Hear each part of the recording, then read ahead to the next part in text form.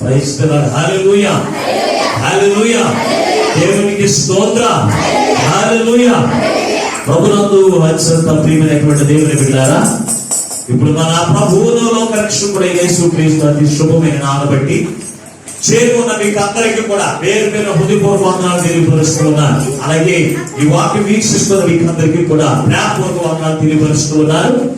ఈ ఆనంద మాసములో మరొక పర్యాయం ప్రభు యొక్క సన్నిధిలోకి నడిపించబడి దేవుని స్తుతించడానికి, ఆయన మాటలు వినడానికి దేవుడు మనకిచ్చిన ఈ గొప్ప తరుణాలను బట్టి మనం ఎంతగానో ప్రభువుని స్తుతించవలసినటువంటి వారమై ఉన్నాం.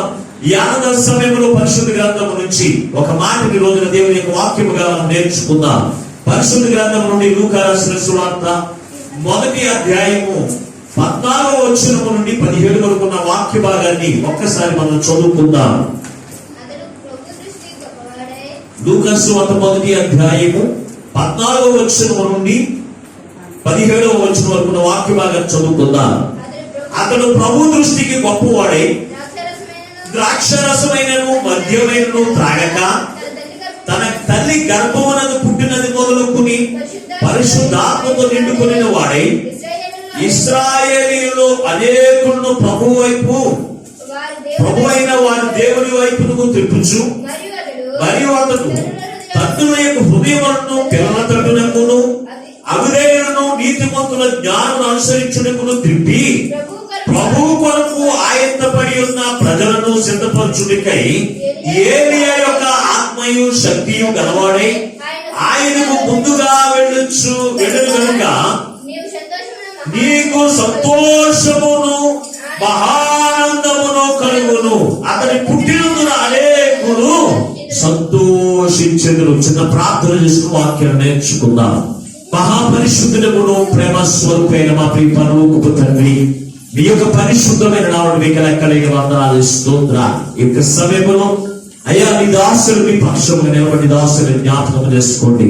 ఏడుతో ఆత్మశక్తి చేత అభిషేకించి బలపరిచి నీ దాసుని నోట అయ్యా నీ మాట వచ్చి తండ్రి నీవే మా అందరితో మాట్లాడి నీ నిత్య రాజ్య వారసులు మనందరినీ కూడా సిద్ధపరచుమని త్వరలో బిడ్డ కుమారుడిగా రానయ్యున్నా యేసు పరిశుద్ధమైన ప్రార్థించబడి కొంచున్నాము పరమ తండ్రి, ఆమేన్. ప్రభునందు అత్యంత ప్రియమైనటువంటి దేవుని బిడ్డారా, ఈ చదువుబడిన వాక్య భాగములో క్రీస్తు యొక్క పుట్టిన దాన్ని బట్టి హృదయములో ఆనందమును సంతోషమును మన యొక్క జీవితంలో పొందుకునేటువంటి వారిగా ఉండాలి అంటే మన యొక్క జీవితాన్ని ఎలాగో జీవిస్తే మన హృదయంలో క్రీస్తు యొక్క పుట్టిన ఆనందాన్ని సంతోషాన్ని పొందుకుంటామో ఈ వాక్య అంశంలో రాయబడి ఉన్న దేవుని బిడ్డ. ఈ క్రిస్మస్ ఆనంద మాసము అనగా ఈ క్రిస్మస్ నెలంతా కూడా దీన్ని ఆనంద మాసము ఎందుకు పోల్చాడంటే క్రీస్తు యొక్క పుట్టిక ప్రతి హృదయంలో ఆనందాన్ని, ప్రతి హృదయంలో సంతోషాన్ని కలిగించేది కనుక దీనికి క్రిస్మస్ ఆనంద మాసము అనేటువంటి పేరు పెట్టారు. అయితే క్రీస్తులో ఆనందాన్ని, సంతోషాన్ని మనం పొందుకునేటువంటి వారిగా ఉండాలంటే ఈ క్రిస్మస్ ఆనందము సంవత్సరం అంతా కూడా మనం పొందుకునేటువంటి వారిగా మనం జీవించాలి అంటే మన యొక్క జీవితాలు ఎలా ఉండాలి అని మనం ఆలోచన చేస్తే పరిశుద్ధ గ్రంథంలో యాహాను గారి యొక్క జీవితాన్ని బట్టి మనము ఆలోచన చేద్దాం. దేవుని బిడ్డారా, యాహాను గారు ఎలిజబెత్కు జకర్యాకు పుట్టినటువంటి కుమారుడు. ఇతను పుట్టిన తర్వాత అతని యొక్క జీవితంలో అతను ఆనందాన్ని, సంతోషాన్ని ఎట్టి రీతిగా పొందుకున్నాడో ఈ వాక్య భాగంలో నుంచి మనం నేర్చుకుందాం. యాహాను అనేటువంటి మాటకు యెహోవా దానము అని అర్థమిస్తూ ఉంది. యాహాను అనే మాటకు అర్థం ఏంటండి? యెహోవా. యాహాను అనే మాటకి అర్థం ఏంటి? యెహోవా దానము. యెహోవా దానం అన్న మాట జాగ్రత్తగా ఇవ్వాలండి. నేనేమి వేరే వేరే భాషలో మాట్లాడుకోలేదు, తెలుగు భాషే. నాకు చెప్పండి, మళ్ళీ రిఫ్లెక్షన్ ఇవ్వండి. ఎక్కువగా నేను మిమ్మల్ని అలాగే మిమ్మల్ని ఇబ్బంది పెట్టండి. ఇది ఆగే వచ్చు వాక్యాన్ని. యాహాను అనే మాటకి అర్థం ఏంటి? యెహోవా దానము. యెహోవా దానము పేరు కలిగినటువంటి వాడు ఎవరంటే యాహాను గారి దేవుని బిడ్డ.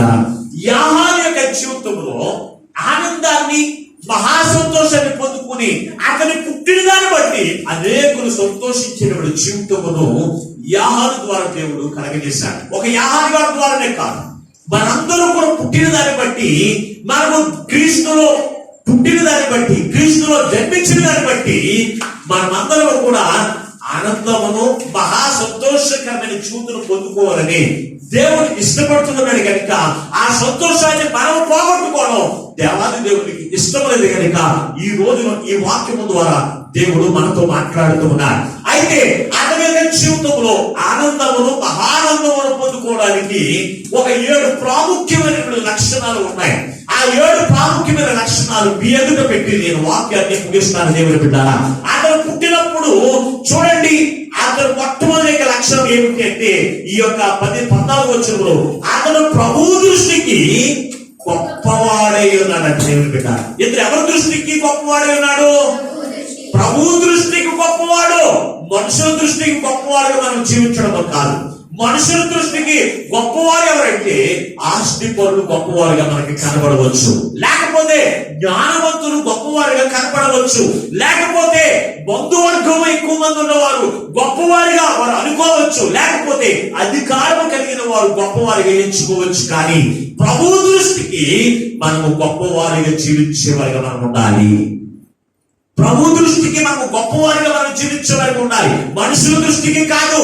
ఈ రోజున నరులైన వారు, మనుషులైన వారు ఎవరికి గొప్పవారిగా కనపడడానికి ఇష్టపడుతున్నారంటే వారి తోటి సహోదరులకును, లేకపోతే గ్రామస్తులకును, లేకపోతే ఇరుగు పొరుగు వారందరికీ కూడా గొప్పవారిగా ఎంచుకోవడానికి ఇష్టపడుతున్నారు. కానీ దేవుని దృష్టికి గొప్పవారిగా ఉండడానికి ఇష్టపడట్లేదు. అందుకే వారి యొక్క జీవితంలో క్రీస్తు యొక్క ఆనందాన్ని, సంతోషాన్ని వారు పోగొట్టుకుంటూ ఉన్నారు.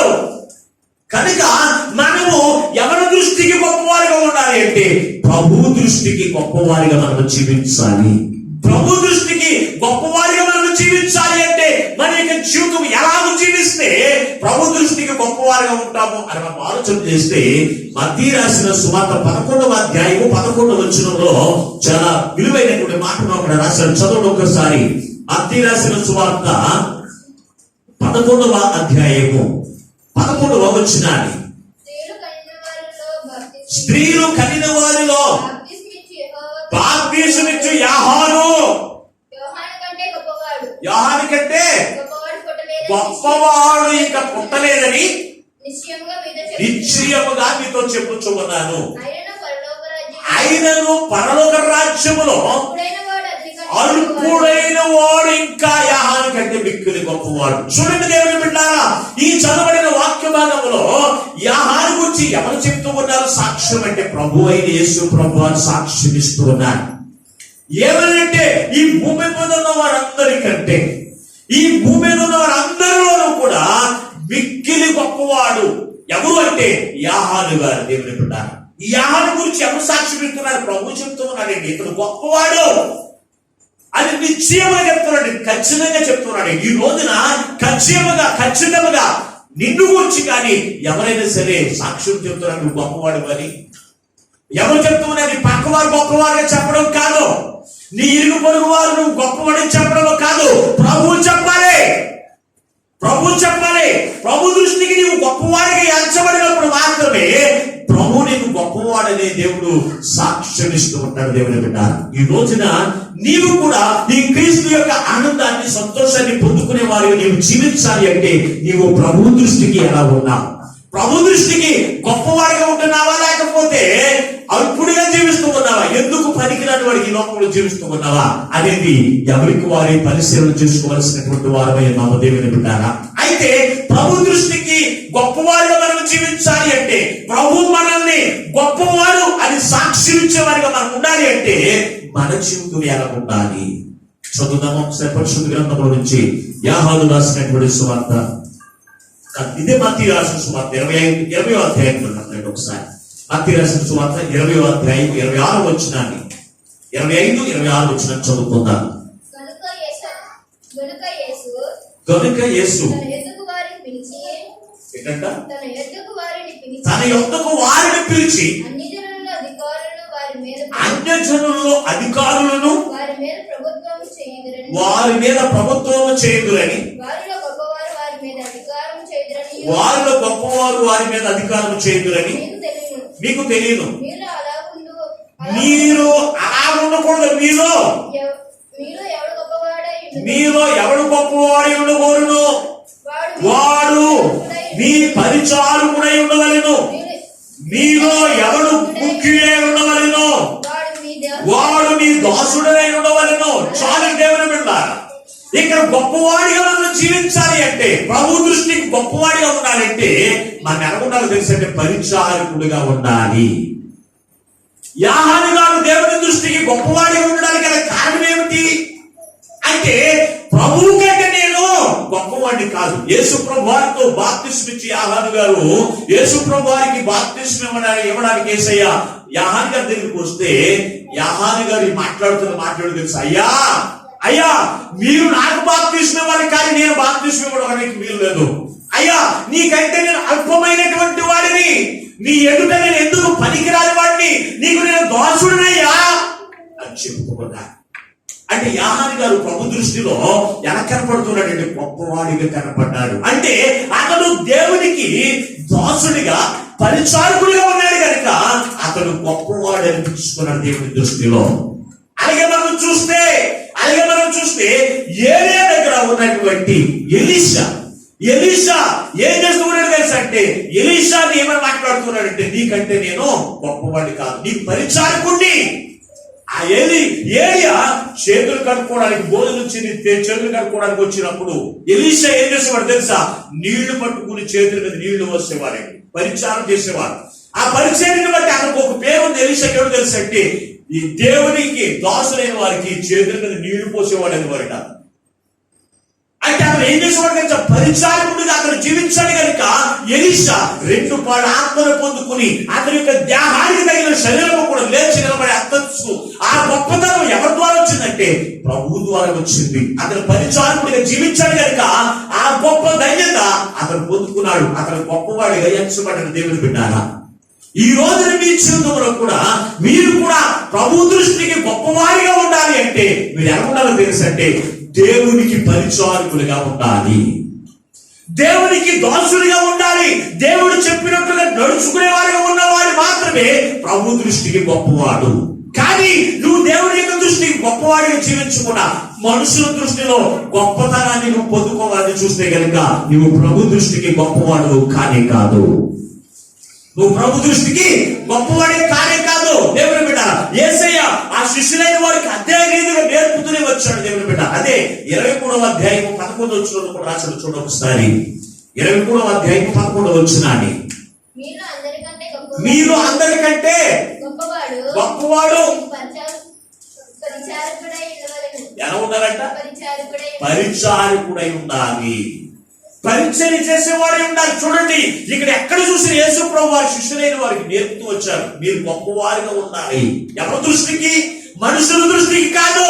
మీరు దేవుని యొక్క దృష్టికి గొప్పవారిగా ఉండాలని కోరుకుంటే కనుక మీరు ఎలా ఉండాలో తెలుసా, ప్రభు చెప్పిన పని చేసేవారిగా ఉండాలి, ప్రభు యొక్క పరిచయం చేసేవారిగా ఉండాలి. దేవునికి దాసుడిగా మీరు ఉన్నప్పుడు క్రీస్తులో ఉన్న ఆనందమును మహా సంతోషమును మీరు పొందుకుంటారు అని ఆ శిష్యులైన వారికి నేర్పుతూ వచ్చారు. దేవుని బిడ్డలారా, ఈ యాహాను గారు అతని యొక్క జీవితంలో సంతోషమును మహానందమును పొందుకోవడానికి గల కారణము అతడు ప్రభు దృష్టికి ఎలాగున్నాడో తెలుసంటే గొప్పవాడై ఉన్నాడు. ఈ రోజున నీవు ప్రభు దృష్టికి గొప్పవాడిగా ఉండడానికి ఇష్టపడుతూ ఉన్నావా, లేకపోతే లోకస్తులకి, నీ సహోదరులకి, నీ ఇరుగు పొరుగు వారికి గొప్పవాడిగా చెప్పుకునేటువంటి ప్రవర్తన జీవితం నువ్వు జీవిస్తూ ఉన్నావా? ఆలోచన చేయండి. ఈ క్రిస్మస్ ఆనంద మాసంలో ఈ క్రీస్తు యొక్క ఆనంద సంతోషమును నీ బ్రతుకులను పొందుకునేటువంటి వారిగా ఉండాలి అంటే నువ్వు ఎలా ఉండాలో తెలుసంటే ప్రభువుకి నువ్వు ఎలా ఉండాలో తెలుసా, ప్రభు దృష్టికి, దేవుడి దృష్టికి నీవు దాసుడిగా నీవు జీవించాలి. దేవుడి దృష్టిలో నీవు గొప్పవాడిగా ఉండాలి. అంటే దేవుడి దృష్టిలో నువ్వు పోల్చుకుంటే అల్పమైన వారిగా వర్ణించుకోవాలంట. ఆనాడు యాహాను గారి గురించి యేసుప్రభువు సాక్షిమిచ్చి ఈ భూమిలో ఉన్న వారందరికంటే యాహాను మిక్కిలి గొప్పవాడు అని నిశ్చయంగా చెబుతూ అంటున్నాడు. మీలో అనేకులు, మీరు అందరూ కూడా ఎవరైతే అల్పులుగా జీవిస్తారో వారు పరలోకంలో కూడా గొప్పవారని మాట్లాడుతున్నారు. ఈ లోకంలో మనం తగ్గింపు చూడు కలిగి మనము పరిచయం చేస్తే మన గొప్పతనం పోదండి. ఒక దైవజనుడు సువార్త సభలకు వెళ్ళారంట. దేవుని బిడ్డ, సువార్త సభలకు వెళ్ళి అక్కడ సువార్త సభలు అంటే ఏం కావాలి అంటే భోజనాలు కావాలి. అలాగే వాక్యం కంటే భోజనాల గురించి ఎక్కువ చూస్తారండి. సభలు అంటే మీటింగ్స్ అంటే భోజనాల గురించి ఎక్కువ చూస్తారు. కనుక ఒక పక్కనే సభలు జరుగుతూ ఉన్నాయి, వాక్యము ప్రకటించబడుతూ ఉంది, ఒక పక్క భోజనాలు జరుగుతూ ఉన్నాయంట. అందులో ఒక వ్యక్తి ఏం చేస్తాడో తెలుసు అంటే అతని పని అంతా కూడా ఇస్తలో ఏరడమే. అంటే తినేసినటువంటి ఇస్తలో తీసి అవన్నీ కూడా ఒక డబ్బా వేసుకుని తీసుకుని వెళ్ళి దూరంగా పడేసి వస్తూ ఉన్నాడంటే ఒక వ్యక్తి. మొదటి రోజు ఆ స్పీకర్ అతను చూశాడు, ఆ ప్రసంగి కూడా అతను చూశాడు.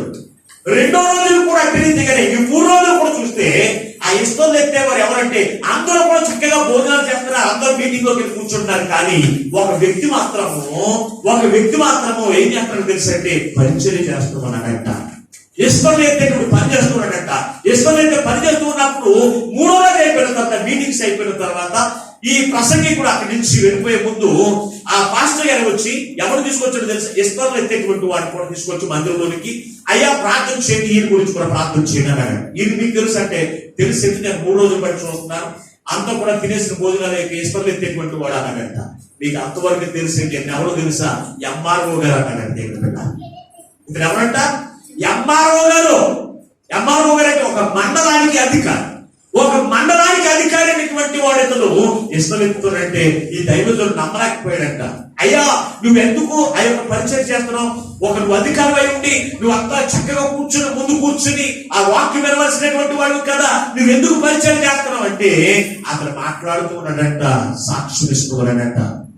అయ్యా నా తల్లి గారు కూడా ఇటువంటి పరిచయం చేసిన దాన్ని బట్టి నేను ఈ రోజున ఎంఆర్ఓ గారిని అయ్యాను. నాకు కూడా స్వార్థం ఉందయ్యా, నేను చేసిన ఈ పరిచయాన్ని బట్టి నా బిడలైన వారు నాకంటే ఉన్నతమైన స్థితిలో దేవుని బట్టి ఆనందించే వరకు ఉండాలి అంటే నేను కూడా ఈ పరిచయం చేయాలి. ఆ స్వార్థంతోనే నేను ఈ యొక్క ఇష్టం ఎత్తుతున్నాను అంటున్నాను దేవుని బిడ్డ. అక్కడ చూస్తే ఈ వాక్యంలో ఒక మండలానికి గొప్పవాడి కావచ్చు, కానీ దేవుడి ఎదుట నేను ఎందుకు పనికిరాని వాడయ్యా అని మాట్లాడుతున్నాను. ఇతరుల పరిచయం ఉంటుందో తెలుసా? ఆరాధన సమయము 9:30 గంటలకు ఆరాధన అయితే ఒక 1/2 గంట ముందే వచ్చేవాడట మందిరానికి. అంతకు ముందు ఆ సంఘంతో ఇష్టం వచ్చినట్టే మందిరానికి వచ్చేవారట. ఇతను బట్టి సంఘమే మారిపోయిందంట దేవుని బిడ్డ.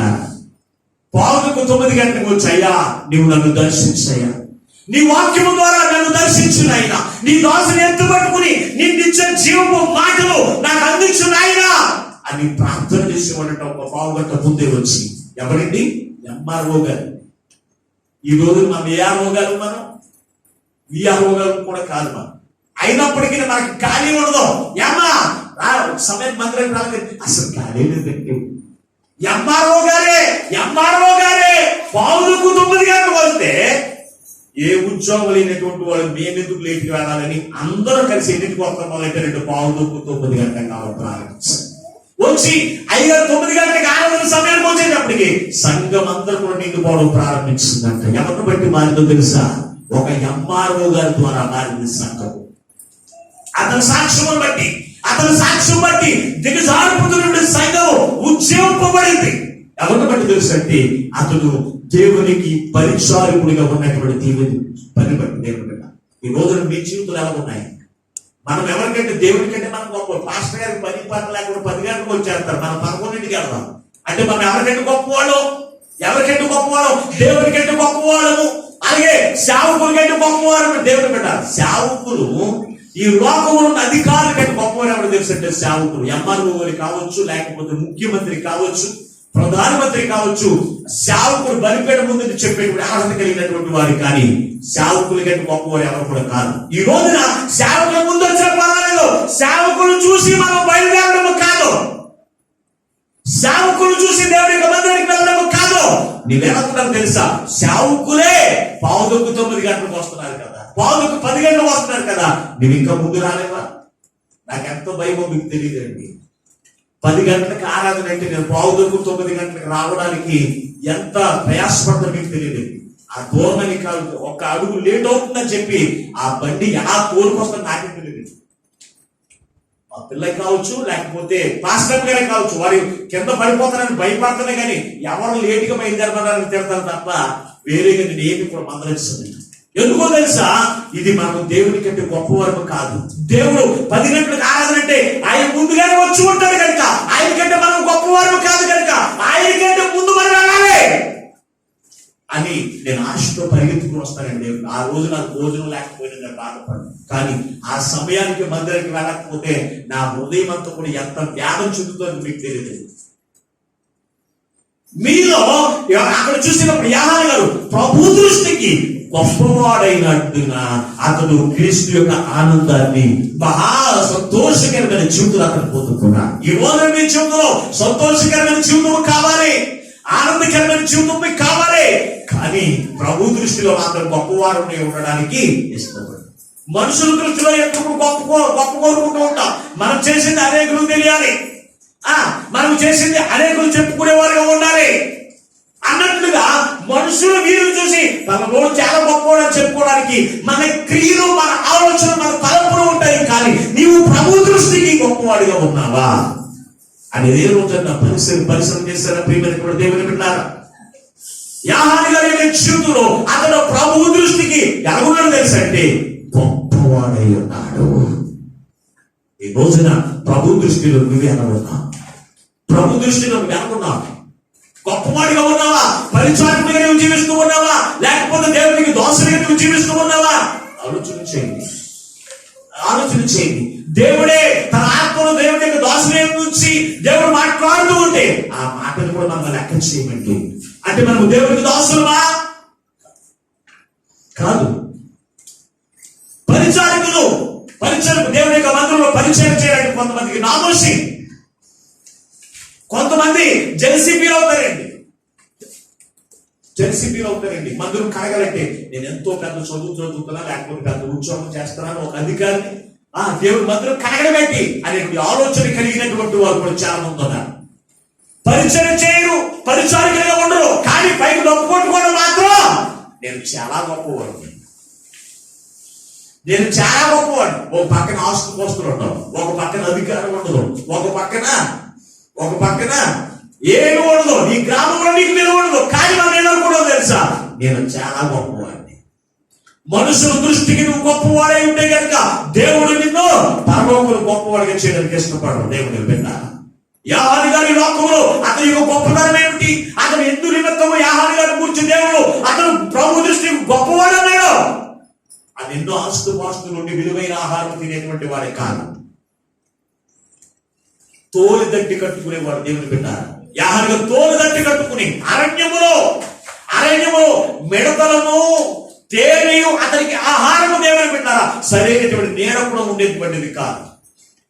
దేవుని యొక్క పరిచారకుడిగా అతను జీవించాడు కనుక అతను ప్రభు దృష్టికి గొప్పవాడిగా ఉన్నాడు. దేవుని బిడ్డ, ఈ రోజున నువ్వు ఏ ఆహారం తింటున్నావని కాదు, నువ్వు ఏ గృహంలో నివసిస్తున్నావని కాదు, నువ్వు ప్రభు దృష్టికి గొప్పవాడిగా ఉండాలంటే పరిచారకుడిపై ఉండాలి. దేవునికి దోషులు నువ్వు జీవిస్తేనే, నువ్వు పరిచారకుడిపై ఉంటేనే నువ్వు ఎలా ఉన్నావు తెలుసా? ప్రభు దృష్టికి గొప్పవాడు. దేవుని బిడ్డ, ఒక ధనవంతుడు లాజరు ఉన్నాడు. ధనవంతుడు అతను ఓదారంగు వస్త్రం వేసుకుని ఏం చేస్తున్నాడంట?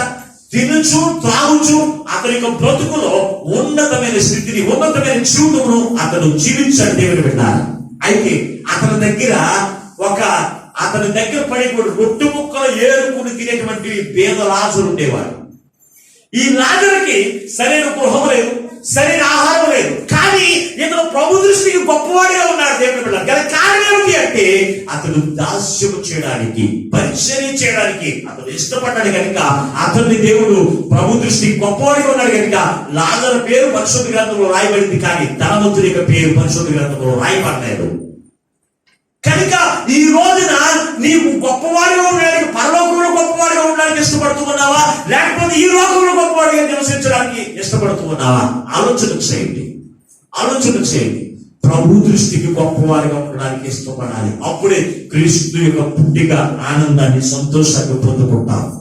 అనేకమైన సంవత్సరముల ఈ దేశాన్ని హృదయంలో జపించి అయినప్పటికీ నీలో క్రీస్తున్న ఆనందాన్ని పొందుకోలేకపోతున్నావంటే, క్రీస్తున్న మహా సంతోషమైన సువార్తను ఆయన పంపించినందుకు తెలుసా? ఆయన సంతోషాన్ని పొందుకునేటువంటి వారిగా ఉండాలి. అంటే నువ్వు ఎందుకు పొందుకోలేకపోతున్నావు? సంతోషకరమైన జీవితాన్ని, ఆనందకరమైన జీవితాన్ని ఎందుకు నువ్వు పొందుకోలేకపోతున్నావు? నువ్వు దేవునికి దాసునిగా నివసిస్తూ ఉన్నావా? ప్రభు దృష్టికి గొప్పవాడిగా నువ్వు జీవిస్తూ ఉన్నావా? ఆలోచన చేయండి. ఎంతవరకు క్రీస్తు నీలో జన్మించినప్పటికీ నీ హృదయంలో నీకు సంతోషం లేకుండా, నీ హృదయంలో మహానందం లేకుండా నువ్వు జీవిస్తూ ఉంటే కనుక ఈ రోజున నువ్వు ఎవరి దృష్టికి గొప్పవాడికి జీవిస్తూ ఉన్నావో పరిశీలన చేసుకోండి. ప్రభు దృష్టికి గొప్పవాడిగా ఉండడానికి ఇష్టపడుతున్నా, లేకపోతే ఈ రోజు తీర్మానం చేసుకున్నా, అయ్యా ఎంతవరకు మనుషులందరూ నన్ను గొప్పవారు అనుకోవాలని నేను ఇష్టపడనయ్యా. ఈ వాక్యం మీద నా యొక్క జీవితంలో నీ దృష్టికి నేను గొప్పవాడిగా నేను జీవించి తండ్రి, నీవిచ్చేటువంటి ఆనందకరమైన సంతోషకరమైన జీవితములకు పాత్రుడిగా నన్ను సిద్ధపరచడం ఆయన అని ఎందరైతే అడుగుతారో వారందరి యొక్క జీవితంలో ఈ క్రిస్మస్ ఆనందాన్ని దేవుడు నింపుతాడు. రెండవదిగా చూస్తే యాహాను గారు ఉన్నటువంటి రెండవ లక్షణం మనం ఆలోచన చేస్తే ఆ మాట మీరు దగ్గర పెట్టుకోండి. లూకా సువార్త 1వ అధ్యాయం 14 వచనాన్ని, అతను ప్రభు దృష్టికి గొప్పవాడై ఉండి ద్రాక్షారసమైనను, చూడండి యాహాను గారు సంతోషకరమైన ఆనందకరమైన మహా సంతోషకరమైన ఆనందకరమైన జీవితం అతను పొందుకోవడానికి మొట్టమొదటి కారణం ఏంటో తెలుసు అంటే అతను ప్రభు దృష్టికి గొప్పవాడిగా ఉన్నాడు. రెండవది చూస్తే అతడు మద్యమైనను ద్రాక్షారసమైనను త్రాగక. ఎవరికి ఇతను ప్రభు దృష్టికి గొప్పవాడిగా ఉన్నాడు. రెండవ లక్షణంలోకి వస్తే అది కాదండి. ఇక్కడ 1వ అధ్యాయము 59వ వచనాన్ని ఒకసారి చదవండి. లూకా రాసిన సువార్త 1వ అధ్యాయము 59వ వచనాన్ని. 8వ దినమున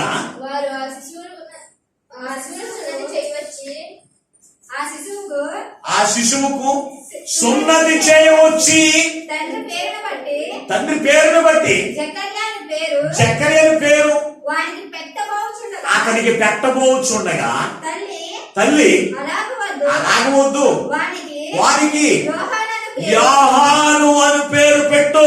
చూడండి దేవుని పెట్టారా, ఇక్కడ యాహాను గారు ప్రభు దృష్టికి గొప్పవాడిగా జీవించడానికి ఇష్టపడ్డారు. రెండవదిగా అతడు క్రీస్తులో ఉన్న ఆనందాన్ని సంతోషాన్ని పొందుకోవడానికి రెండవ లక్షణం ఏంటంటే 8వ రోజున సున్నతి పొందినటువంటి వాడు. సున్నతి బాప్తిసానికి సాదృశ్యంగా ఉంది. సున్నతి అనేది బాప్తిసానికి సాదృశ్యంగా ఉంది. యేసు ప్రభువు వారు ఆయన 8వ రోజున కూడా ఆయన కూడా సున్నతి పొందారు. దేవుని బిడ్డారా, ఆయన కూడా సున్నతి పొందారు.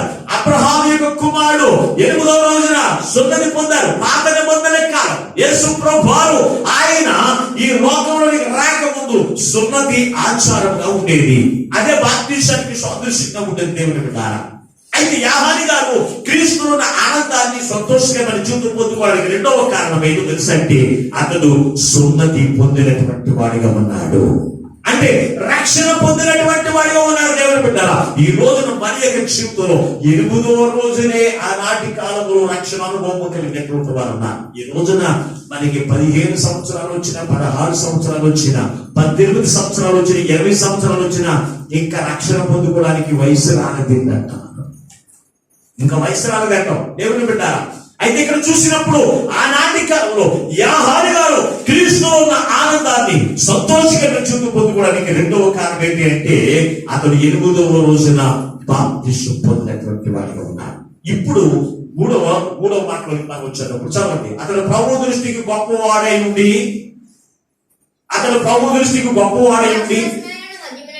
ద్రాక్షారసమైనను మద్యమైనను త్రాగక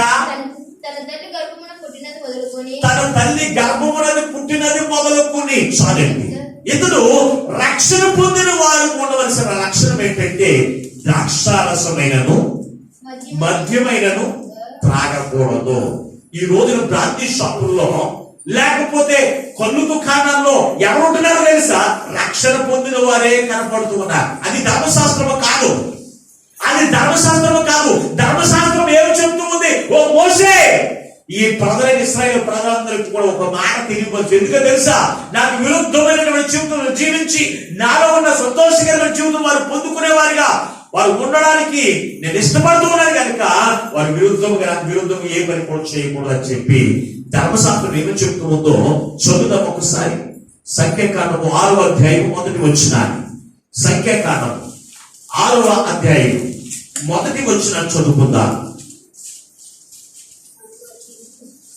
6వ అధ్యాయము మొదటి వచనాన్ని. మరియు యెహోవా మోషేకు ఎలాగూ సెలవిచ్చెను, నీవు ఇశ్రాయేలుతో ఇట్లను, పురుషుడే గాని స్త్రీయే గాని యెహోవాకు నాజీరొకటకు ఎవడైనా మొక్కుకొని తన్ను తాను ప్రత్యేకించుకుని ఎడలా వాడు ద్రాక్షారసము మద్యములను మానవలను, ద్రాక్షారసపు చిరకనైనను మద్యము చిరకనైనను త్రాగవలదు, ఏ ద్రాక్షారసమైనను త్రాగవలదు. పచ్చివి కానీ ఎండువులు కానీ ద్రాక్ష పండ్లను తినకూడదు, ఎందుకంటే అతను ప్రత్యేకముగా ఉండు తినవలనియు పచ్చికాయలే కానీ పైతోలే కానీ ద్రాక్షవల్లిని పుట్టిన దేనిని కూడా కొట్టకూడదు. ఎవరి గురించి మాట్లాడుతూ ఉన్నాడు? ఇశ్రాయేలు ప్రజల గురించి మాట్లాడుతూ ఉన్నాడు. సున్నతి పొందినటువంటి ప్రజల గురించి మాట్లాడుతూ ఉన్నాడు. ఓ మోషే, నా ప్రజలైన వారికి ఈ విషయం చెప్పు. ఏంటో అంటున్నాడు తెలుసు అంటే, మద్యమైనను ద్రాక్షారసమైనను వారు మానేయాలి. రక్షణ పొందిన వారు ఏం చేయకూడదు తెలుసు అంటే, ద్రాక్షారసం అంటే నిలవ పెట్టిన పళ్ళన్నీ కూడా నిలవ పెట్టి దాన్ని ఏం చేస్తారు, సారా చేస్తూ ఉంటారు. అవునా లేదా? సారా ఎలా చేస్తారండి? పళ్ళన్నీ బోర పెడతారు, లేదా బెల్లం అంతా కూడా బోర పెడతారు. కూడబెట్టి అవన్నీ కలిపి దాటేసి యాపిల్ పొడి ముక్కల్ని లేకపోతే ద్రాక్ష పొడి ముక్కలు అన్ని కలిపి దాటేసి బోరగబెట్టి పుళ్ళు కప్పు వచ్చిన తర్వాత దాంట్లో తీసిన రసమే ఏమవుతుంది? గాంధీ బిస్కెట్లు తయారవుతూ ఉన్నాయి.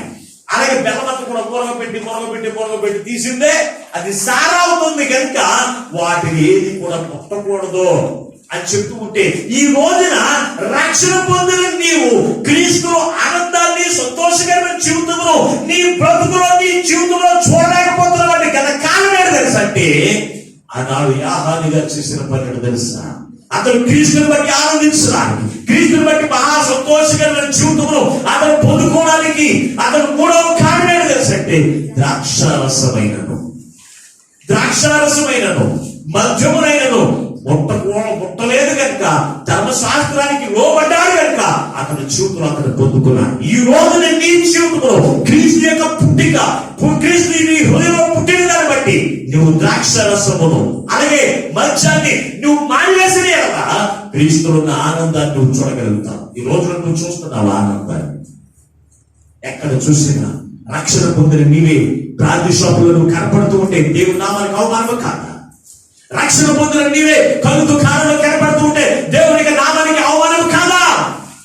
ఆలోచన చేయండి. మరి ఎలాగిస్తాడు దేవుని ఆనందాన్ని? నేను దేవుడు కనుక నా జీవితంలో ఏమి జరగలేదు, సంతోషమే లేదంట. మరి నీ జీవితము దేవుని యొక్క వాక్యానికి విరుద్ధంగా ఉందా, దేవుని యొక్క వాక్యానికి అనుకూలంగా ఉందా అనేటువంటి ఎప్పుడైనా పరిశ్రమ చేస్తారా? ఆలోచన చేయండి. ఈ ద్రాక్షారసము ఎందుకు మానేమన్నాడంటే, వారి జీవితంలో అనేకమైన కీడులను తీసుకుని వస్తుందంట. చదువుదాం ఒకసారి పరిశుద్ధ గ్రంథం ఎఫెసీ పత్రిక 5వ అధ్యాయం 19వ వచనాన్ని. ఎఫెసీ పత్రిక 5వ అధ్యాయం 18వ వచనం చదువుకుందాం. మరియు మద్యముతో మత్తులై ఉండక దాంట్లో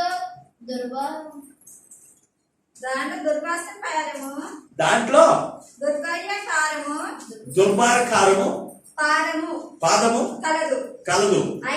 అయితే ఆత్మపూర్ణులై ఉండండి.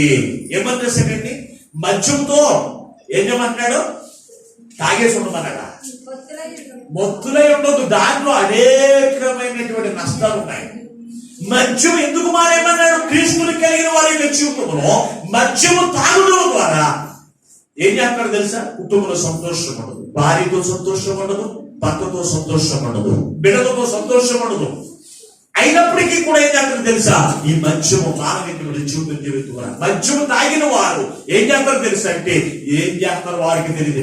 కొండల మాత్రం కొడతారో తెలియదు, లేకపోతే వారికి వారే నాశనం చేసుకుంటారో తెలియదు, వారి యొక్క భార్య బిడ్డలను నాశనం చేస్తారో తెలియదు. ఎందుకంటే మద్యము తాగిన వారికి ఏం చేస్తాడో వారికి తెలియదండి. వారు మత్తులై ఉంటారు కనుక వాడు ఏం చేస్తాడో వారికి తెలియదు కనుక ఏం చేయమని తెలుసు అంటే, క్రీస్తులో ఉన్న ఆనందకరమైన జీవితంలో పొందుకోవాలి అంటే ఏం చేయాలి? ఏం చేయకూడదు అంటే మద్యమైనను అలాగే ద్రాక్షారసమైనను మనము త్రాగకుండా ఉండే వారిగా ఉండాలి. అప్పుడే క్రీస్తున్న ఆనందాన్ని మనం చూడగలుగుతాం.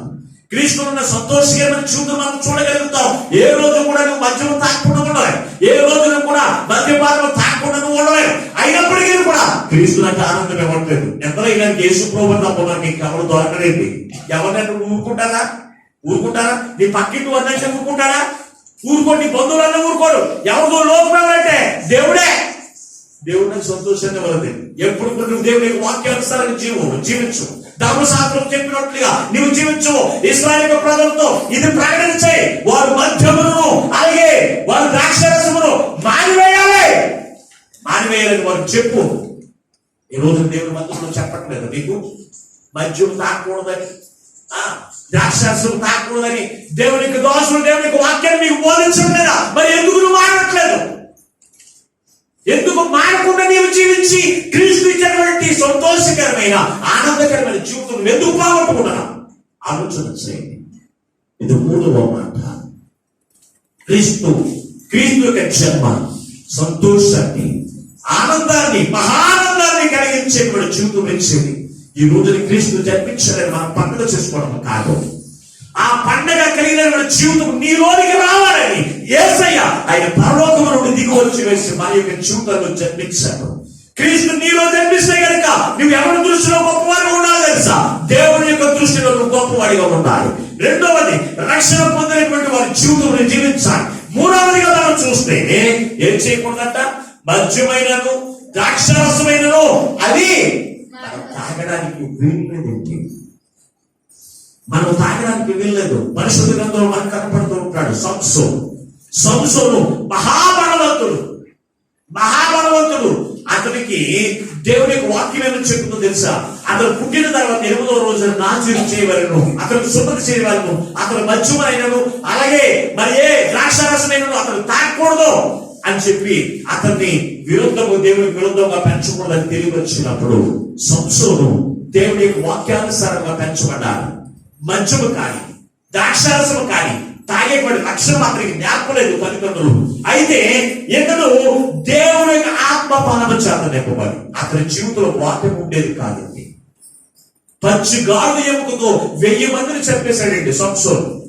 సింహము అయ్యొక గర్జించుకుంటూ అతని మీదకి వచ్చినప్పుడు తన నోటిని పట్టుకుని 2 ముక్కలుగా చీల్చి అటో పక్క ఇటో పక్కకు పడవేసినటువంటి బలవంతుని దేవుడు అతను కలిగి ఉన్నాడు. అతని యొక్క జీవితంలో ఫిలిష్తీ శత్రువు అతన్ని తాకడానికి కానీ అతను ముట్టుకోవడానికి కానీ భయపడిపోతూ ఉండేది కదా. కారణం ఏమిటి అంటే అతను మద్యమైనను ద్రాక్షారసమైనను కూడా తాగేపడి లక్షణం అతను లేదు. క్రీస్తులో బలవంతుడిగా అతను జీవిస్తున్నాడు కనుక ఈ ఫిలిష్తీయులు అతన్ని తాకడానికి భయపడుతున్నాడు. ఈ రోజున సాతాను నిన్ను తాకడానికి ఇష్టపడుతుంది. సునాయాసం వచ్చి నిన్ను తాకుతుంది. నేను కష్టాలు పాలు చేస్తాను కదా. కారణం ఏంటి అంటే ఇవేం తెలుసా? దేవుని యొక్క వాక్యానికి విరుద్ధంగా ద్రాక్షారసమును మద్యమును తాగుతూ ఉన్నాం. అందుకే క్రీస్తున్న ఆనందం పొందుకోలేకపోతున్నా. కనుక దేవుని పెట్టాలా ఆలోచన చేయండి. అతను రక్షణ పొందినటువంటి వాడే ఒకానొక దినాన్ని దేవేల ద్వారా ఒక వ్యభిచారుల ద్వారా ద్రాక్షారసము పానం చేశాడు. తనకున్న ఆత్మబలాన్ని పోగొట్టుకున్నాడు. శ్రమను కూడా తెచ్చుకున్నాడు. ఇవన్నీ కూడా ఆలోచన తెలుసా? ద్రాక్షారసము తాగడం ద్వారానే, మద్యము తాగడం ద్వారానే అతని యొక్క బ్రతుకులు కష్టాలు పాలైపోయాడు. 2 కళ్ళు కూడా అతను బతికి ఉండగానే పెరిగిపోయిపోతాయి. కాల్చిన మోసంతో 2 కళ్ళు కూడా పొడిచివేయబడ్డాయి. దేవత స్తంభానికి కట్టివేయబడి అతను నశించుకోవడానికి గల కారణం ఏమిటి? మద్యమే. ఈ రోజున నీ జీవితంలో క్రీస్తు యొక్క ఆనందం పొందుకోవాలని ఇష్టపడుతూ ఉంటే కనుక ఎంతవరకు నీవు మద్యము తాగి ఉండవచ్చు, ఎంతవరకు నువ్వు ద్రాక్షారసమును పానీయం చేసి ఉండవచ్చు. ఈ వాక్యం విన్న నీవు అవన్నీ కూడా మాని మీ దేవుడు చూపుతున్నాడు. దేవుడు పెట్టాలి. ఎందుకు తెలుసా? నీవు అలా నశించుకోవడం దేవుడికి ఇష్టపడలేదు. అలాగే నీ జీవితం నశించుకోవడం దేవుడికి ఇష్టపడలేదు. క్రీస్తు యొక్క పుట్టిక ఆనందాన్ని నువ్వు పొందుకోవాలని, క్రీస్తు యొక్క పుట్టుకలో సంతోషకరమైన జీవితంలో నీవు పొందుకోవాలని ఆయన ఇష్టపడుతూ ఈ వాక్యము ద్వారా మీతో మాట్లాడుతూ ఉండగా నీ ప్రవర్తన సరి చేసుకోండి. స్త్రీలే కానీ పురుషులే కానీ అంటే తాగుబోతులు ఎంతమంది ఉన్నారు? ఆనాటి కాలంలో నుంచి కూడా చెబుతున్నాడు. స్త్రీలు తాగుతారట, పురుషులు తాగుతారు. కొంతమంది భార్యలు లేకపోతే కొంతమంది భర్తలు ఏమంటారు, మేము అసలు తాగమని. కొంతమంది ఇంటికి తెప్పించుకుని తాగేటువంటి వారు కూడా ఉన్నారు, భర్తలు కూడా. బిడలతోనూ లేకపోతే రహస్యంగా తెప్పించుకుని తాగేటువంటి స్త్రీలు కూడా ఉన్నారండి. అందుకే దేవునికి రక్షణ పొందిన నీవు త్రాగుడు అనే అలవాటు నీకుంటే కనుక విడిచిపెట్టండి. త్రాగుడుతో నేను నింపమని అనట్లేదు. ఎందుకంటే 3వ లక్షణము చూస్తే అతడు మద్యమైనను ద్రాక్షారసమైనను త్రాగక దేంతో నింపబడ్డాడంట? తన తల్లి గర్భమున పుట్టినది మొదలుకుని పరిశుద్ధాత్మతో నింపబడిన వాడిగా ఉన్నాడంట దేవుని బిడ్డ. ఇది 4వ లక్షణం. అతను దేనితో నింపబడ్డాడు? రక్షణ పొందిన ప్రతి బిడ్డలైన వారు మద్యముతో నింపబడ్డము కాదు, ద్రాక్షారసంతో నింపబడ్డము కాదు, పరిశుద్ధాత్మ చేత నింపబడాలి. పరిశుద్ధాత్మ చేత నింపబడాలి.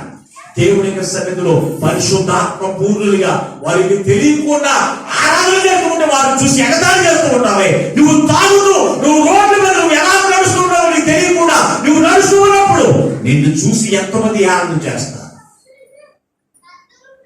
నువ్వు తాగేసి నీకు తెలియకుండా రోడ్డు పక్కన పడి ఉన్నప్పుడు నిన్ను చూసి ఎంతమంది అవమానిస్తూ ఉంటారు. ఏ రోజు నన్ను గమనించవా?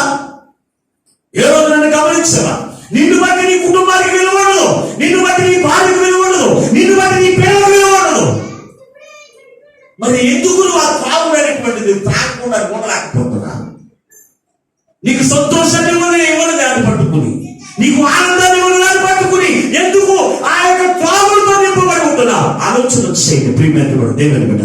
క్రీస్తు యొక్క పుట్టిక మన హృదయంలో ఆనందాన్ని సంతోషాన్ని ఇచ్చేటువంటి, కానీ ఆ సంతోషాన్ని నువ్వు పొందుకోలేకపోతున్నావంటే ఆనాడు యాహారు వల్ల నువ్వు జీవించలేదు, యాహారు వల్ల నువ్వు బ్రతకట్లేదు. మద్యముతో మత్తులై ఉండకండి, అది అనేకమైన కీడులకు మూలమవుతుంది కనుక ఆత్మ పూర్ణులై ఉండనని దేవుని యొక్క వాక్యం చెబుతూ లేదా? మరి ఆత్మతో ఎందుకు నువ్వు నింపబడట్లేదు? ఆత్మతో నింపబడిన వారు చూసి యాలపోలాలు తల్లిని యాలపోలాలు మన మీదకి మాత్ర ఎందుకు? మన హృదయము దేవునికి ఇష్టడిగా, మన హృదయము దేవుని ఎదురు పరిశుద్ధమైన హృదయముగా మన హృదయం ఉంటే దేవునికి ఆత్మ నీలోనికి వచ్చి నిన్ను దావీదు అని నాట్యమాడించేసి దేవుడు. దావీదును చూసి మేకాలు యాలపోలం చేసిందంట. దావీదు మహారాజు ఉండి దేవుని యొక్క మనసాన్ని తీసుకొస్తున్న సమయంలో అతనికి తెలియకుండా నాట్యమాడుతున్నాడట. ఆ వాయిద్యానికి తెలియకుండా నాట్యమాడుతూ ఉంటే మేకాలు ఈడేంటి పెచ్చోళ్ళకి తిరుగుతున్నాడు, పెచ్చోళ్ళకి గొంతులేస్తాడేంటని చెప్పేసి అనుకుందంట. నాశనమైన జీవితం దావీదు కాదు, మేకాలు యొక్క జీవితమే నాశనం అయిపోయింది. గల కారణమే కలిసంటే ఆత్మ పూర్ణులైనటువంటి వారిని చూసి యాలపోలం చేయడం ద్వారా ఈ రోజు నీ యొక్క జీవితంలో దేవునికి ఆనందాన్ని సంతోషకరమైన జీవితం పొందుకునేటువంటి వారికి నువ్వు ఉండాలి అంటే కనుక నీవు చేయవలసినట్టు తెలుసా? ఆత్మ పూర్ణులై ఉండాలి, ఆత్మ పూర్ణులై ఉండాలి. మరి ఉంటున్నారా? ఈ రోజు ఆలోచన చేయండి. యాహారు గారిని కన్నటువంటి తల్లి గారు ఆత్మపూర్ణులైన చదువు ఒకసారి వాక్యాన్ని ఈ లూకా రాసిన సువార్తలోనే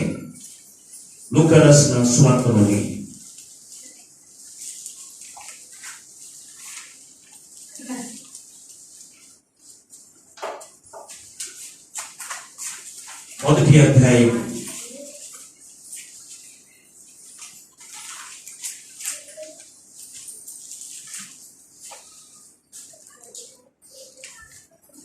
41వ వచనం చదువుతున్నాను.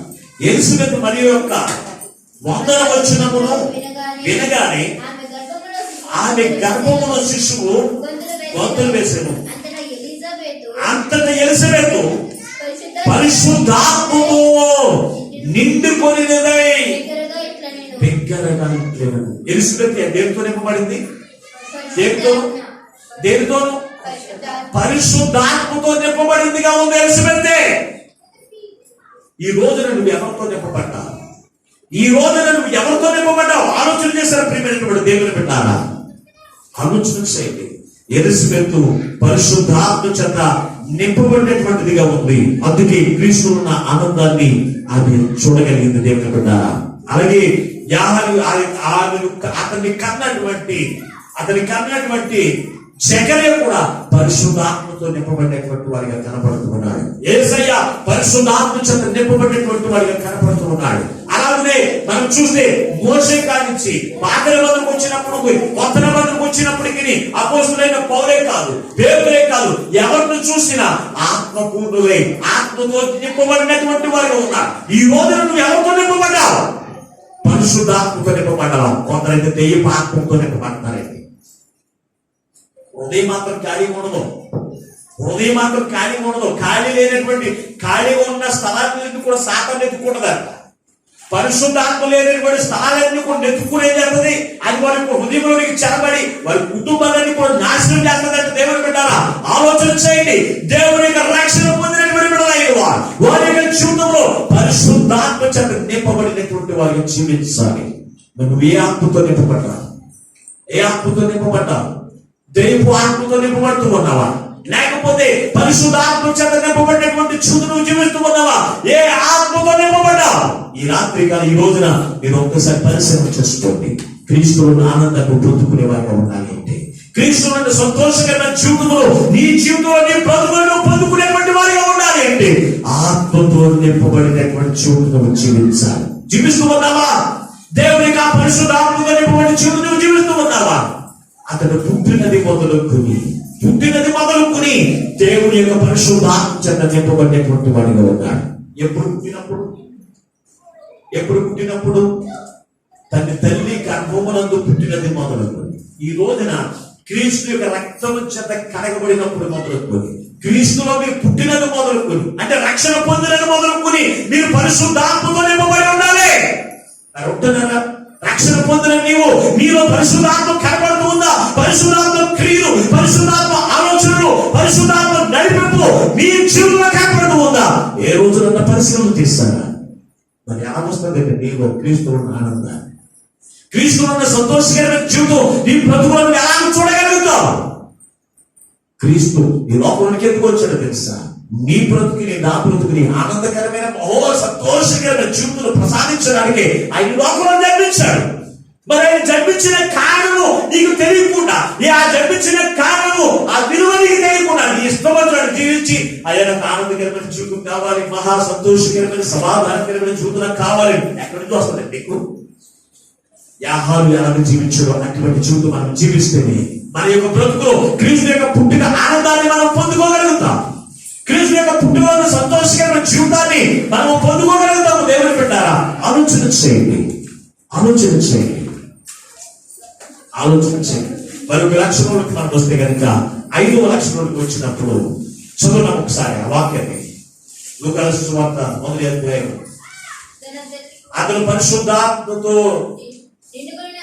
నిండుకొనిన వాడై ఇశ్రాయేలీయులలో అనేకులను ప్రభు అయిన దేవుని వైపు ఎవరి వైపు తిప్పుతున్నాడంట? ఎవరి వైపు తిప్పుతున్నాడు? ఇశ్రాయేలు అనేకులను దేవుని వైపు తిప్పుతూ ఉన్నాడంట. ఎలా తిప్పుతూ ఉన్నాడు తెలుసా? అతను 12 వేసాడు సువార్త ప్రకటించడు. మత్తయి రాసిన సువార్త 3వ అధ్యాయం. మత్తయి రాసిన సువార్త 3వ అధ్యాయం 1వ వచనం నుండి కిందకి చదివితే 6వ వచనం వరకు ఉన్న వాక్య భాగాన్ని మనం చూడగలిగితే కనుక, ఆ దినముల యందు బాప్తిస్మిచ్చి ఆహారం వచ్చి పరలోక రాజ్యం సమీపించునని వారు మనసు పొందునని యూదియా అరణ్యములో ప్రకటించుచు ఉండెను. ప్రభు మార్గము సిద్ధపరచుడి, ఆయన త్రోవలు సరళము చేయడని అరణ్యములో కేకవేయనొకడు శబ్దము అని ప్రవక్త అయిన యెషయా ద్వారా చెప్పబడిన వాడితడే.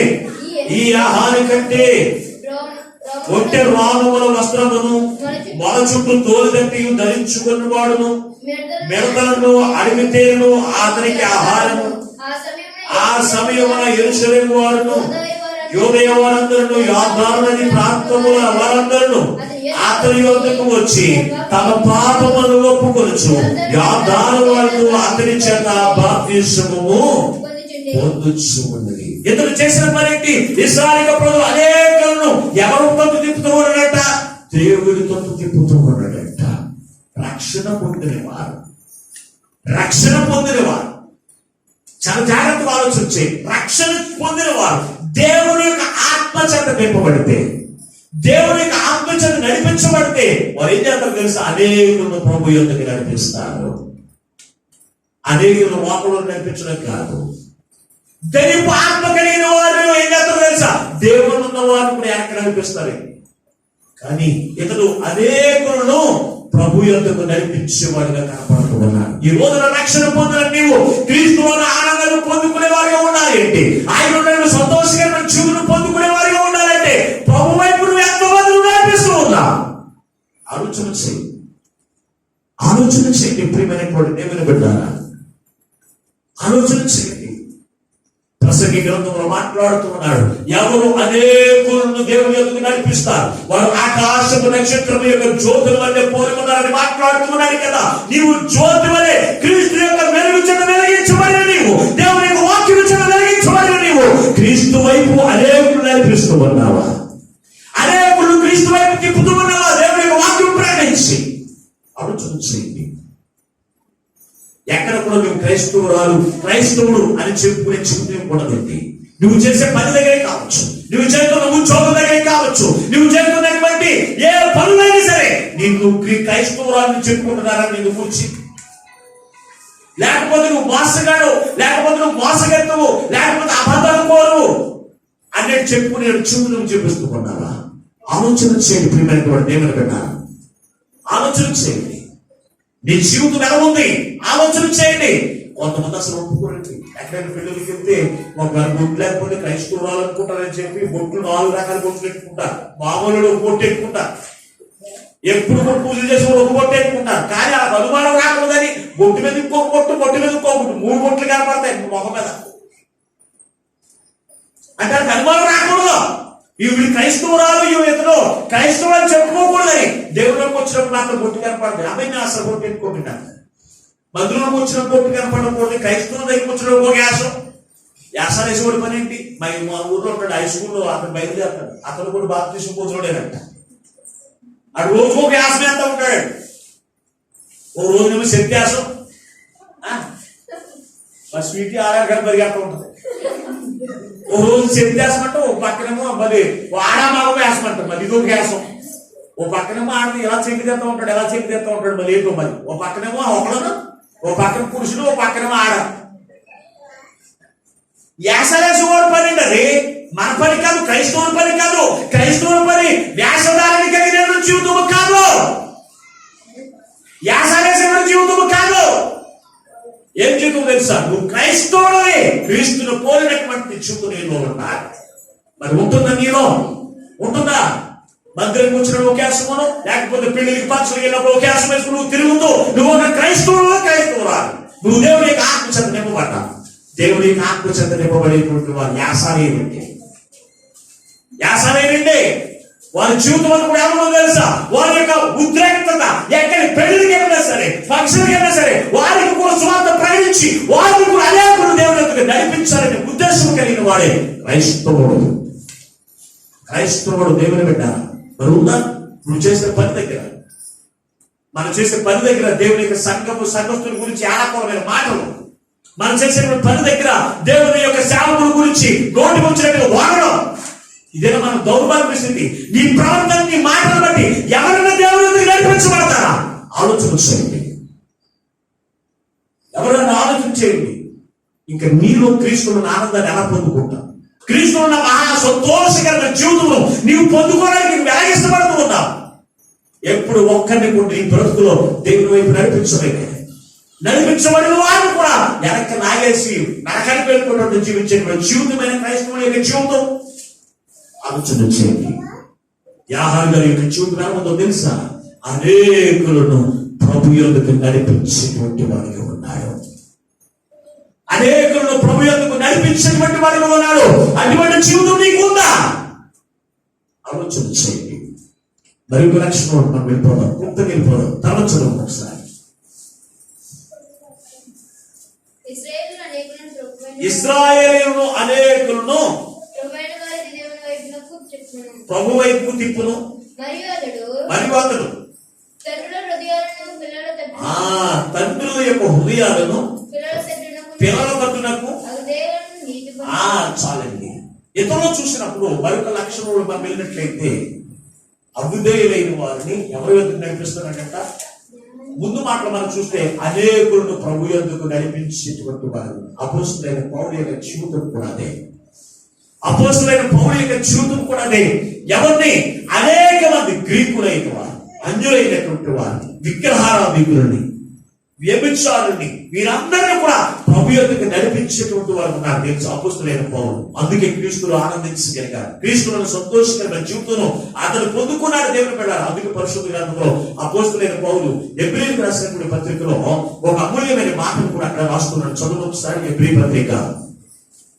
పత్రిక 3వ అధ్యాయం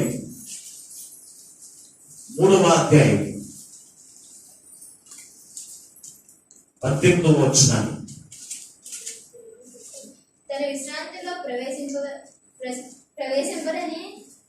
తన విశ్రాంతిలో ప్రవేశింపరని ఎవరిని గూర్చి ప్రమాణం చేసిను అవిధేయులైన వారిని గూర్చియే కదా. కానీ ఇప్పుడు మర్చిపోతానండి చదువులకి కాగా అవిశ్వాసము చేతనే వారు ప్రవేశింపలేకపోయి. ఇశ్రాయేలు ప్రజలైన వారందరూ కూడా అవిధేయులుగా వారు జీవించారు. అవిధేయులైన వారిని ఏం చేశారంట? ప్రభు యొద్దకు నడిపించాడంట. ఎవరు? యాహాను గారు.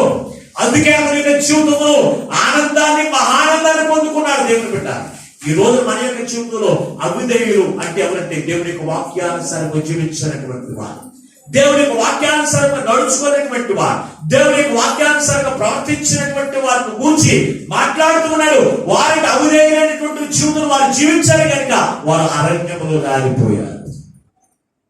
ఈ రోజు మన యొక్క జీవితంలో కూడా అవిధేయత కలిగి జీవించే కనుక ఈ రోజు ఆలోచన చేయండి. అవిధేయత, దేవుని యొక్క వాక్యానికి అవిధేయత కలిగి నువ్వు జీవిస్తే కనుక, విధేయత కలిగి జీవించకుండా నీవు జీవిస్తే కనుక ఈ రోజు ఆలోచన చేయండి. అవిధేయులైన వారిని ప్రభు యొద్దకు నడిపించే వారిగా ఉండాలి. కానీ నీవే అవిధేయులుగా నువ్వు జీవిస్తే, నీవే దేవుని యొక్క వాక్యానుసారం జీవించకుండా, వాక్యానుసారం ప్రవర్తించకుండా నీవే అవిధేయులుగా నువ్వు జీవిస్తూ ఉంటే నిన్ను బట్టి ఎవరు దేవుని యొద్దకు నడిపించబడతారు? నువ్వు ఎవరిని అవిధేయులుగా భావించి వారు దేవుని యొద్దకు నడిపించగలుగుతావు? ఆలోచన చేయండి. రక్షణ పొంది అనేక వేల సంవత్సరాలు అయింది నీ జీవితంలో. ఇంకా నీకే అవిధేయత కలిగిన జీవితం జీవిస్తే ఇంకా నువ్వు అవిధేయులైన వారిని ఎవరు నడిపిస్తావండి? అవిధేయులైన వారు అనేక మంది అరణ్యములు రాలిపోయేవి రాసిన మోషే. అతను చెప్తున్న దేవుని యొక్క వాక్యానికి విసుగుగా అతను చెప్పి వాక్యాన్ని ప్రకటిస్తూ ఉన్నప్పటికీ కూడా ఆ వాక్యానికి అవిధేయత కలిగిన జీవితం వారు జీవించి వారు అరణ్యంలో రాలిపోయారు కదా. ఈ రోజున నీ జీవితంలో యేసయ్య నీవు నశించుకోకూడదని, క్రీస్తులో ఆనందకరమైన సంతోషకరమైన జీవితం పొందుకోవాలని అవిధేయత కలిగిన జీవితం జీవించకుండా విధేయత కలిగిన జీవితం జీవించి క్రీస్తులో ఆనందాన్ని పొందుకునే జీవితం ఇవ్వాలని దేవుడు ఇష్టపడుతూ ఉంటే ఆ జీవితం నీవు కావాలని కోరుకుంటే కనుక అవిధేయత నీలో ఉంటే అవిధేయతను విడిచిపెట్టండి. విధేయత కలిగిన జీవితం నేర్చుకోండి. విధేయత కలిగిన జీవితం నేర్చుకుంటూ ఎవరున్నారో తెలుసా? అనేకులు అవిధేయులైనటువంటి వారిని ప్రభు యొద్దకు నడిపించే వారిగా ఉండాలి. ఈ రోజున రక్షణ పొందిన వారికి ఉన్న విధేయత, రక్షణ లేనటువంటి వారికి ఉన్న విధేయత రక్షణ పొందిన వారికి ఉండట్లేదు. మన మందిరం ఉండట్లేదు. నాకు ఇదేంటో నాకు అర్థం రివర్స్ ఉంటుంది. రక్షణ పొందిన వారు ఎలా ఉంటారు తెలుసా? ఆ రక్షణ జీవితంలో అన్నట్టుగా తిరుగుతున్నారు. రక్షణ పొందిన వారు ఏం చేస్తారు తెలుసా? అయ్యో దేవుడు అంటే భయం భక్తి కలిగినటువంటి జీవితం జీవిస్తున్నారు. చాలా జాగ్రత్త అండి. మీ బ్రతుకులో క్రీస్తు యొక్క పుట్టిక ఆనందం మీరు పొందుకోవాలంటే, మహా సంతోషకరమైన జీవితం మీరు పొందుకునేటువంటి వారిగా మీరు ఉండాలి అంటే ఏం చేయాలి తెలుసా? అవిధేయత మీరు తొలగించుకోవాలి. అవిధేయమైనటువంటి వారిని క్రీస్తులోనికి నడిపించే వారిగా ఉన్నారు దేవుడు. అతను ఉన్న మరో లక్షణం తెలుసు అంటే అతడు తండ్రుల మీద మరియు అతడు తండ్రి యొక్క హృదయములను పిల్లల తొట్టునకు సాగింది. ఏం చేస్తాడంట? ఎదుర్కొన్న మరో లక్ష్యం ఏంటి తెలుసు అంటే తండ్రుల యొక్క హృదయాన్ని పిల్లల మీద తిప్పే మనసు కలిగినటువంటి వాడిగా ఉన్నాడు. ఈ రోజున చాలా మంది ఏం చేస్తారు తెలిసి, క్రీస్తుని పోలినటువంటి వారు, క్రీస్తు జన్మించబడిన వారి యొక్క హృదయాలు తల్లిదండ్రులకు గొడవలు పెట్టేటువంటి క్రైస్తవులు కూడా ఉన్నారు. బిడలైన వారికి తండ్రులైన తల్లిదండ్రులకు వాదన పెట్టేటువంటి వారు, ఒక పిల్లలు తప్పుదం చేసుకున్నప్పుడు తల్లిదండ్రులు మందలించినప్పుడు వారికి తెలియక నీ వద్దకు వస్తే కనుక నువ్వు చేయవలసిన పనులు తెలుసా, వారి మనసు తల్లిదండ్రుల వైపు మరి తిప్పుతూ ఉన్నావా, లేకపోతే నిన్ను బట్టి తల్లిదండ్రులకు పిల్లలను లేకుండా చేస్తూ ఉన్నావా? చాలా మంది చేసే పని తెలుసా, ఆ తల్లిదండ్రులకే పిల్లలు లేకుండా చేసేటువంటి మనసు కలిగినటువంటి వారు ఉంటారు. లేని కూడా మాట చెప్తారు పిల్లలకు, అయ్యో మీ అమ్మ అటువంటిది రా, మీ నాన్న అటువంటి రా, వాళ్ళ మాట ఎనుకో, నీ మాట వినాలి అంటే తెచ్చే లాభం అంతా కష్టపడి పనికొచ్చి కూడా ఎవరికి ఇవ్వాలి, పెంచినటువంటి తల్లిదండ్రులకి ఇవ్వకూడదు. వీడు పట్టుకొచ్చి ఇస్తే కనుక శుభ్రంగా కులుపుతా ఉంటాం తిని. మరి ఇక్కడ నీ జీవితం ఆనందాల పొందుకుంటే ఇటువంటి దౌర్భాగ్యం స్థితి ఉంటే ఆలోచన చేయండి. యాహాన్ని కలిగినటువంటి మనసు కాదు. తల్లిదండ్రులకు పిల్లల మీద మనసు కలిగించేవాడికి ఉన్నాడు, పిల్లలైన వారికి తల్లిదండ్రులకు మనసు కలిగించేటువంటి వాడు ఉన్నారు. క్రైస్తవుడు ఉండవలసిన లక్షణం అది ఉందా నీలో, ఉందా నీ జీవితంలో? ఆలోచన చేయండి ప్రియమైనటువంటి దేవుని బిడ్డ, ఆలోచన చేయండి. అటువంటి మనసు లేకపోతే ఈ రోజు మీరు ఆలోచన చేయండి, ఎంతవరకు పలానా పిల్లలైన వారి తల్లిదండ్రులకు నేను మనసు లేకుండా నేను చేశాను. అయ్యా నీ తల్లిదండ్రులు ఎటువంటి వారు తెలుసా, నేను కని పెంచిన వారు, నీకు ఎన్నో ఇబ్బందులు వచ్చినప్పుడు, నీకు బలహీనత వచ్చినప్పుడు, నీకు అవసరంలో కలిగినప్పుడు వారు కడుపు కూడా కట్టుకుని నిన్నంత పెద్దవారు చేశారయ్యా. ఇదిగో వారి మాట ఎదిరించకూడదని వారికి నచ్చ చెప్పి వారు తల్లిదండ్రుల మీదకి వారి మనసు ఉండేటట్లు చేస్తున్నావా నీ బ్రతుకులో? ఆలోచన చేయి. ఈ రోజున తల్లిదండ్రులు బిడ్డలు వేరైపోతున్నారంటే కదా కారణం తెలుసు అంటే, బిడలైన వారికి తెలిసి తెలియని ఆలోచన ఉన్నప్పుడు వారిని పాడు చేసేటువంటి తల్లిదండ్రులు ఎక్కువైపోయారు. జాగ్రత్త. అటువంటి వారికి సమాధానం ఉండదు, క్రీస్తులో సంతోషాన్ని వారు పొందుకోలేరు. అందుకే మలాకి గ్రంథం రాసుకున్నాడు, మాట సార్ చదువుకుందాం. మలాకి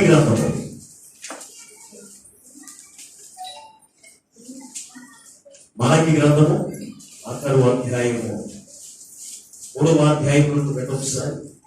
3వ అధ్యాయము 4వ అధ్యాయంలో 4వ అధ్యాయము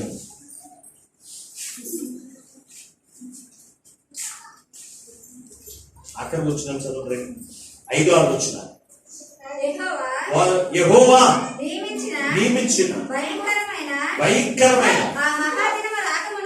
ఆ మహాదినము రాకమునకు నేను ప్రవక్తయగు ఏలియాను మీ వద్దకు పంపుదును.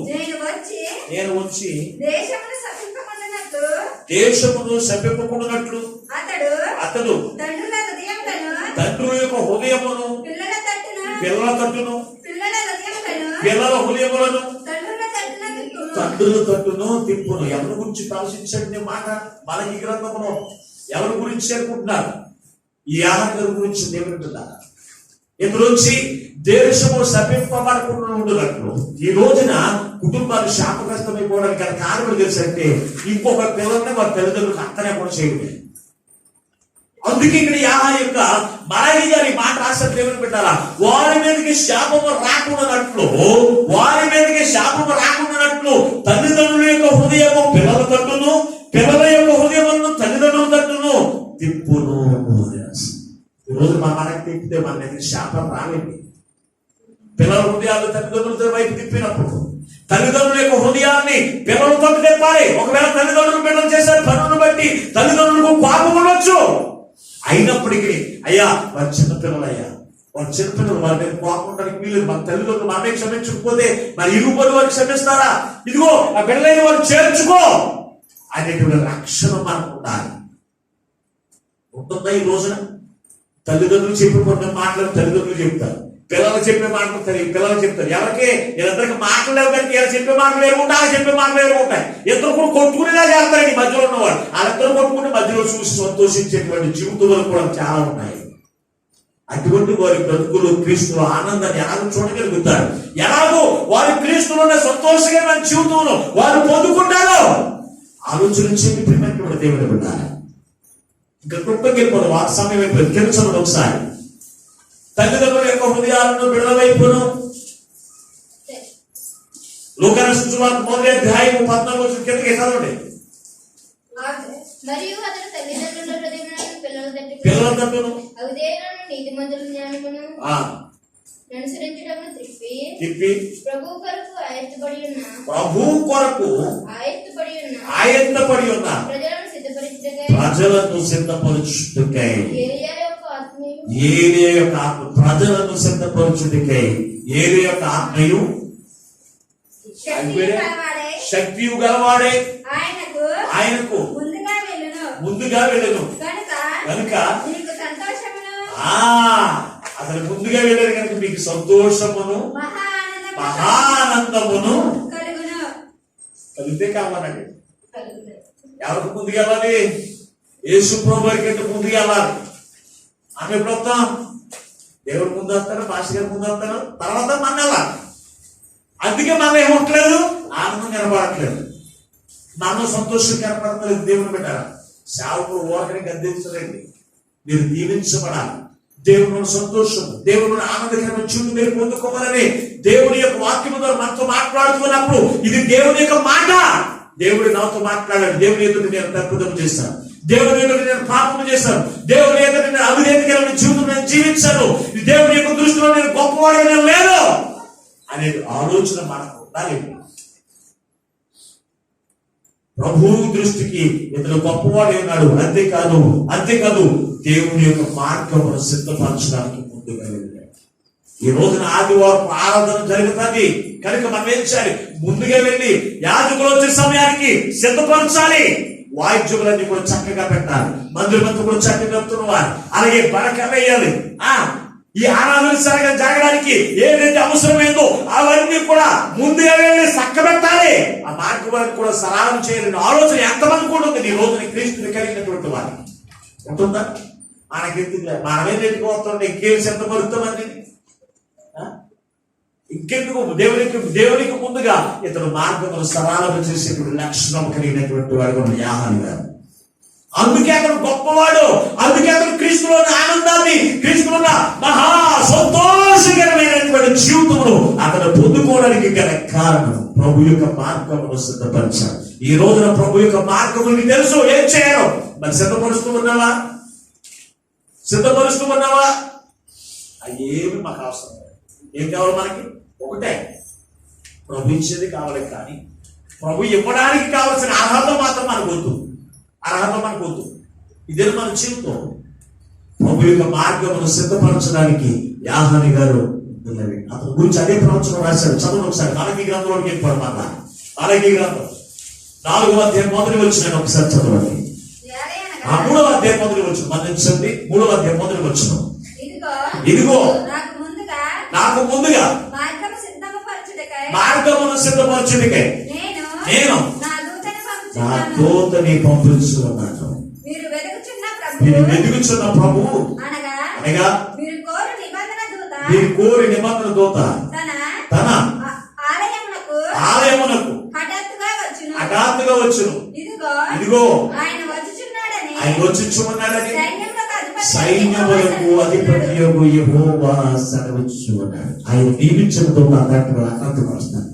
వచ్చినప్పుడు మనం ఏం చేయాలి? మార్గమును సరళం చేసేటువంటి వారిగా ఉండాలి. ఉంటున్నారా? ఆలోచన చేయండి. ఉంటున్నారా? అయినప్పటికీ మనకి ఆనందకరమైన నేను యేసు ప్రభువుని ఆలోచన అనిపించేది, కానీ నా బ్రతుకులో ఆనందమే లేదండి, సంతోషం లేదు. ఏముంటాయండి? ప్రభు దృష్టికి నువ్వు గొప్పవారికి నువ్వు జీవిస్తున్నావా? మత్స్యమును ద్రాక్షారసము మానేమని దేవుడు చెప్పినప్పుడు మానేసి జీవిస్తూ ఉన్నావా? 3వది, ఆత్మపూర్ణుడే నువ్వు జీవించగలుగుతూ ఉన్నావా? అలాగే అనేకులను ప్రభు యొద్దకు నడిపిస్తూ ఉన్నావా? చూడండి, అనేకులను తల్లిదండ్రుల యొక్క హృదయాలను పిల్లలను తిప్పుతూ ఉన్నావా? దేవుని యొక్క మార్గాన్ని ముందుగా వెళ్ళి సిద్ధపరుస్తూ ఉన్నావా? ఏమి కనపడమను, కొంతమంది కొన్ని సంఘాలు, అన్ని సంఘాలు ఉంటాయి. అన్ని సంఘాల్లో ప్రతి సంఘంలో కూడా ఈ లక్షణాలన్నీ కూడా ఉంటాయి. అందుకే వారి యొక్క జీవితంలో ఆనందాన్ని, సంతోషకరమైన జీవితం పొందుకున్నారు. ఈ రోజున మన యొక్క జీవితంలో కూడా ఈ క్రీస్తు యొక్క పుట్టిక ఆనందాన్ని, ఈ క్రీస్తు యొక్క పుట్టిక మహా సంతోషకరమైనటువంటి జీవితంలో మీరు పొందుకునేటువంటి వారు మీరు ఉండాలి. అంటే ఈ 7 లక్షణాలు నీలో ఉంటాయి. 7 లక్షణాలు ఎవరి యొక్క జీవితంలో ఉంటాయో ఈ క్రిస్మస్ ఆనందం సంవత్సరం అంతా అనుభవిస్తారు. సంవత్సరం అంతా అనుభవిస్తారు. మరలా ఆ జీవితం బట్టి మరలా సంవత్సరం అంతా అనుభవిస్తారు. అంతేకాని ఈ లక్షణాలు ఏమీ లేకుండా క్రీస్తులో ఆనందాన్ని మీరు చూడలేదు. ఈ లక్షణాలు ఏమీ లేకుండా క్రీస్తులో ఉన్న మహా సంతోషకరమైన జీవితం మీరు చూడాలి. కనుక ఈ రోజున దేవుడు మీతో మాట్లాడుతుండగా మీ హృదయాలు ఎవరి హృదయాలు వారి సిద్ధపరచుకోండి. అయ్యా, నా హృదయం ఎలాగుంది కనుక ఈ రోజు నాతో మాట్లాడాను. క్రీస్తు జన్మించడం మహా సంతోషము. ఎందుకో తెలుసా? మనుషులందరి యొక్క హృదయాలకు సంతోషాన్ని, ఆనందకరమైన జీవితానికి అనుగ్రహించడానికి పరలోకము నుండి దిగి వచ్చిన యేసయ్య ఈ రోజున ఆ ఆనందకరమైన జీవితమును, ఆ సంతోషకరమైన జీవితము నాకు కావాలయ్యా. ఈ రోజు నాలో జన్మించింది, ఈ రోజు నాలో జన్మించిందని ఎందరైతే తీర్మానం చేసుకుంటారో యేసయ్య నీకు ఆనందాన్ని ఇవ్వడానికి, నీకు సంతోషకరమైన జీవితం ఇవ్వడానికి ఆయన పరలోకం నుండి ఈ లోకం దిగి వచ్చేసి నీ కొరకు నా కొరకు మనం పొందవలసిన శిక్షను ఆయన భరించి, మనం పొందవలసినటువంటి ఆ శాపాన్ని ఆయన పొంది మనకి ఇష్టం ఉండగా అవి పొందుకుని ఆయన ఆనందకరమైన సంతోషకరమైన జీవితం పొందుకోవాలని మరొకసారి నేను తెలియపరుస్తున్న మాట ముగిస్తున్నాను. దేవుడి మిమ్మల్ని అందరినీ దీవించును గాక. ఆమె ప్రార్థన చేసుకుంటాం. మమ్మలను శాశ్వతమైన ప్రేమతో ప్రేమించి మా కొరకు ప్రాణపెట్టి చేసానికి వందనాలు ఇస్తున్నాం. ఈ క్రిస్మస్ ఆనంద మాసంలో క్రీస్తు యొక్క ఆనందము, క్రీస్తు యొక్క సంతోషకరమైన జీవితం మేము పొందుకోవాలంటే అయ్యా 7 విషయాలు మాతో మాట్లాడాం. అవును తండ్రి, ఈ 7 మాటలు మా హృదయంలో సంపూర్ణంగా నెరవేర్చక తండ్రి మీకు వందనాలు స్తోత్రాలు. యాహాని గారి యొక్క జీవితంలో ఆనందము, మహా ఆనందకరమైన జీవితం పొందుకోవడానికి గల కారణం అతను ఉన్న సంకుల లక్షణాల తండ్రి. అయ్యా, మాలో ఆ లక్షణాలు ఎవరు బిడ్డలో ఏ బిడ్డలో లేవో ఈ రోజు నీ వాక్యము ద్వారా మాట్లాడవు కనుక ప్రతి హృదయంలో ఇప్పుడే యేసు నామమును బట్టి సిద్ధపరచుగాక అని ప్రార్థన చేస్తుండగా నీవే సిద్ధము చేయండి. నీ ఆనందకరమైన సంతోషకరమైన జీవితం పొందుకోవడానికి వారి హృదయంలో ఇదిగో ఇప్పుడే తీర్మానం చేసుకుంటున్నాడు. వారి యొక్క తీర్మానాలన్నీ కూడా నెరవేర్పులు మీరు కలగజేసి అయ్యా క్రీస్తు యొక్క పుట్టిక ఆనందమైన సంతోషకరమైన జీవితమును ప్రతి హృదయంలో పొందుకునే గొప్ప మార్గం అనుగ్రహించమని విత్తబడిన నీ మాటలు వ్యర్థంగా విడిచిపెట్టకుండా వారి హృదయంలో నెరవేర్చుకుంటూ నీలో ఫలించి అభివృద్ధి చెంది నీలో ఆనందకరమైన సంతోషకరమైన జీవితం పొందుకునే గొప్ప వాక్యము ఈ వాక్యం విన్న ప్రతి బిడ్డలైన వాక్యం అనుగ్రహించమని త్వరలో పెళ్లి కుమారుడిగా రానయ్యున్న యేసు పరిశుద్ధమైన వాడు ప్రార్థించి వెళ్ళుకొనుచున్నాము పరమ తండ్రి. ఆమేన్. అందరికీ వందనాలండి.